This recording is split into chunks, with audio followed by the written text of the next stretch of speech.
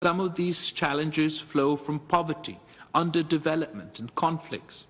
We must make collective effort to address these challenges towards the implementation of the SDG 5, gender equality and the empowerment of women. First, we should reaffirm our support to the full, effective and accelerated implementation of the Convention on the Elimination of All Forms of Discrimination Against Women, the Beijing Declaration and Platform for Action, and the outcome of the 23rd Special Session of the General Assembly. The full and effective implementation of the OIC Action Plan for the Advancement of Women can be a critical element in meeting our international obligations. Second, to achieve the SDG 3 and 4, adequate resources must be mobilized, equitably allocated and efficiently utilized.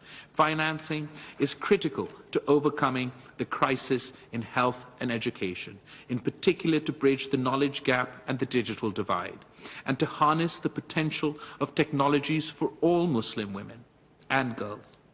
Financial mobilization should include debt relief, concessional financing, official development assistance, and the redistribution of existing and new SDRs.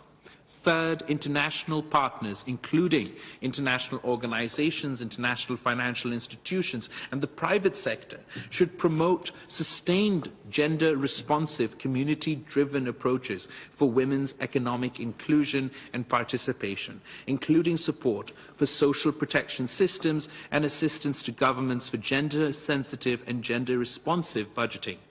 Four, the government representatives and policy makers need to review and reform laws that discriminate against women, including those that restrict their economic, social, cultural, and political rights in Muslim and non-Muslim countries.